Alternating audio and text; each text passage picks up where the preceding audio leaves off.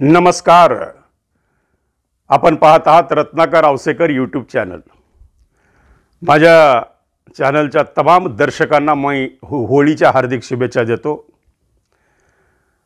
अगदी प्रदूषणमुक्त होळी साजरी करा बंधूंनो, मित्रांनो. आणि आपल्या सर्वांना मी शुभेच्छा देऊन आजचा आपला हा एपिसोड चालू करतोय. अर्थातच लोकसभेच्या निवडणुकीचे पडघम वाजलेले आहेत. आरोप प्रत्यारोप सुरू झालेले आहेत. जाहीर सभेंचं नियोजन सुरू झालेलं आहे. आणि यातच दिल्लीमध्ये अरविंद केजरीवालांना झालेली अटक, महाराष्ट्रात दररोज एका पक्षाला बसत असलेले झटके. गटकेत प्रकाश आंबेडकर म्हणतात आम्ही आघाडीसोबत, गटकेत युतीसोबत. प्रकाश आंबेडकर कोणाचे हे अजून गुलदस्त्यात आहे. त्याचबरोबर महादेव जानकरांनी अचानक घेतलेला निर्णय, महादेव जानकरांनी महाविकास आघाडीला दिलेला झटका. त्याचबरोबर काँग्रेसचा अजून एक आमदार युतीच्या गळ्याला लागला. म्हणजे काय खरी धुळवड सुरू झालेली आहे. म्हणजे आता खऱ्या अर्थानं राजकारणाची गंमत वाढत चालली मित्रांनो. आणि अर्थातच मी लातूरचा असल्यामुळे लातूरकडे जरा माझं विशेष लक्ष आहे. लातूरच्या प्रत्येक घडामोडीकडे विशेष लक्ष आहे. काल दिल्लीच्या जवळपास 4 ते 5 चॅनलमध्ये चालत होतं की महाराष्ट्रातले भारतीय जनता पार्टीचे लातूरचे उमेदवार बदलणार ही चर्चा सुरू झालेली आहे. त्यामुळे मला भाजपच्या नेत्यांचे सुद्धा फोन सुरू झाले. अहो खरं काय? सर्व चॅनल्स तुम्ही काढून पहा, ज्यामध्ये काल सोलापूरचा उमेदवार बदललेला आहे.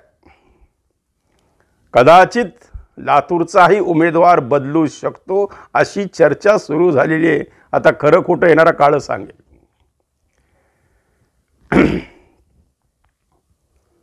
आणि मी एक कलाकार आहे. जो न पाहे रवी तो पाहे कवी म्हणल्यासारखं मला प्रत्येकाला प्रत्येकाच्या वेशात पाहायला आवडतं. तर सुधाकर श्रंगानेला मी म्हणलेलं आहे अमिताभ बच्चन, आणि शशी कपूरच्या रूपात आहेत आमचे डॉक्टर काळगे. अमिताभ बच्चन शशी कपूरला म्हणतात, आय देख मेरे पास गुत्तेदारी है, मेरे पास पैसा है, मेरे पास समाज है, मेरे पास पार्टी है, मेरे पास अमित शाह है, मेरे पास मोदी है, मेरे पास सब कुछ है. क्या है तुम्हारे पास? क्या है तुम्हारे पास? डायलॉग आठवला ना मित्रांनो. तर आमचे डॉक्टर काळगे शशी कपूर आहेत. तर डॉक्टर काळगे काय म्हणतील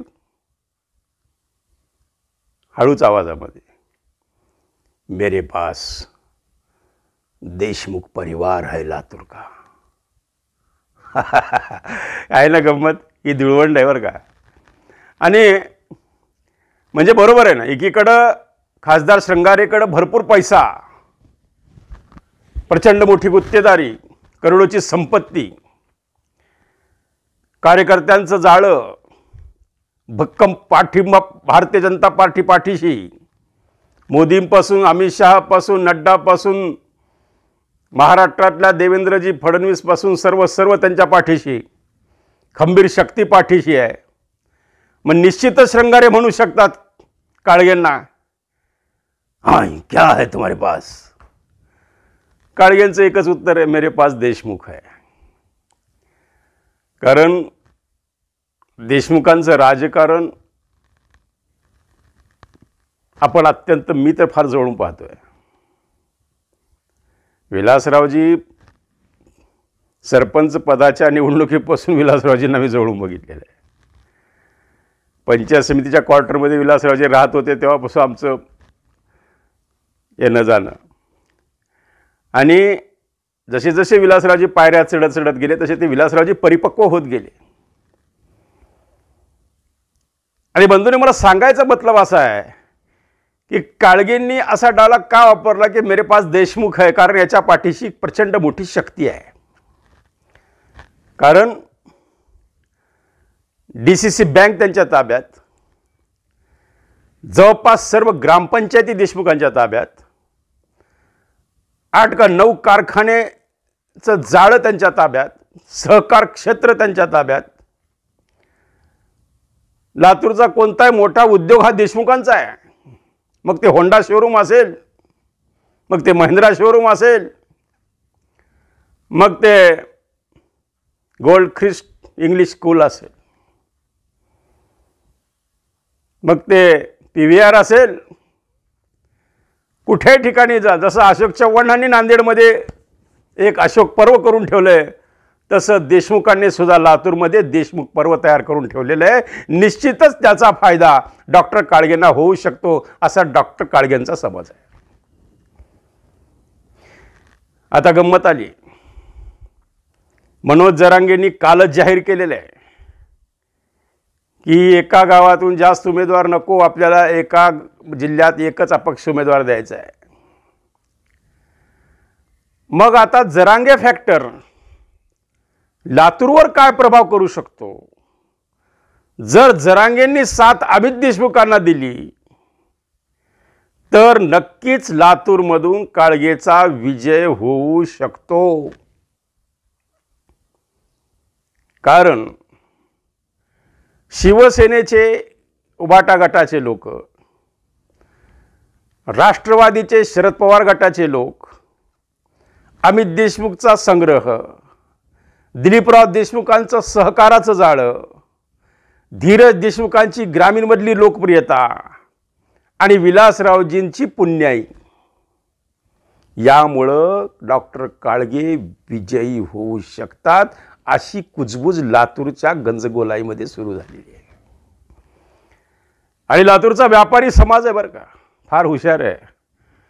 लातूरचा मामुली समाज, मामुली म्हणजे मारवाडी, मुसलमान, लिंगायत, याच्यावर बरंचसं शहराचं गणित अवलंबून असताना शहरातून जो लीड घेतो तो विजयी होऊ शकतो. आणि शहरात डॉक्टर काळगेविषयी असलेलं चांगलं मत, त्यांचं असलेलं सामाजिक काम, त्यांची नेत्रसेवा आणि एक भला माणूस म्हणून डॉक्टर काळगेकडे लोक पाहतात. आणि त्यात लिंगायत समाजाच्या एका घटकाला काँग्रेसनं उमेदवारी दिली, त्याचं गुडविल आणि त्याचा फायदा नक्कीच डॉक्टर काळगेंना होऊ शकतो. पण तो उठवता आला पाहिजे, एवढं सोपं नाही आहे. मोदीच्या लाटेमध्ये जर डॉक्टर काळगे निवडून आले तर हे जगातलं नवं आश्चर्य होणार आहे. त्यामुळे देशमुख पाठीशी म्हणूनही काळगेंनी गाफील न राहता आपलं काम करावं लागेल, सर्वांना सोबत घ्यावं लागेल. प्रचाराची यंत्रणा अमित देशमुख अत्यंत शिस्तबद्ध राबवतात, हा आजपर्यंतचा अनुभव आहे. कारण त्यांचं इव्हेंट मॅनेजमेंट हे अतिशय हाय लेवलचं असतं. साध्या सभेमधल्या खुर्च्या सुद्धा कशा सजवायचं याचं डिझाईन केलं जातं. एवढं शिस्तबद्ध प्रचार यंत्रणा देशमुख परिवार राबवतो. पण त्यांना टक्कर द्यायची आहे भारतीय जनता पार्टीच्या खासदार श्रंगारेंना. आता लोक काय चर्चा करतायत की त्यातल्या त्यात चांगला उमेदवार कोण आहे. आतापासून लोकांची सुरू झालं बरं का चर्चा. हे काय मी बोलत नाही, लोक बोलतायत.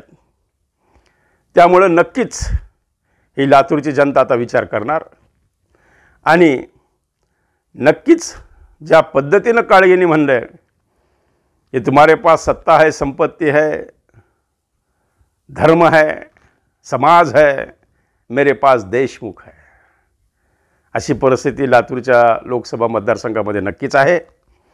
आणि जर देशमुखांनी मनात आणलं कोणत्या पद्धतीचं भारतीय जनता पार्टीशी मॅनेज राजकारण न करता, अहो त्यावेळेस तर असं नव्हतं सुद्धा उबाटा प्रकार, त्यावेळेस त्यांनी धीरज देशमुखांना सहज आमदार केलेले, सहज. लातूरकरांना शॉक बसला. शिवसेनेची उमेदवारी शिवसेना ग्रामीणला सुटली, रमेश करांना झटका दिला आणि धीरज देशमुख आमदार झाले. अगदी सहज. कोण अनोळखी देशमुख समोर डमी उभा केला आणि त्याला शिवसेनेचं तिकीट जाहीर केलं. म्हणजे एवढे देशमुखांचे परिवाराचे संबंध या राजकीय क्षेत्रामध्ये मोठ्या लोकांशी आहेत. त्यामुळं आणि त्यातल्या त्यात जरांगे पाटील काय भूमिका घेतात, कदाचित लवचिक भूमिका घेतीलही लातूरसाठी. कारण धीरज देशमुखांनी आरक्षणाचा मुद्दा चांगलाच लावून धरलेला विधानसभेमध्ये. आणि सगळ्यात महत्त्वाचं म्हणजे अमित देशमुखांनी जरांगेंची घेतलेली भेट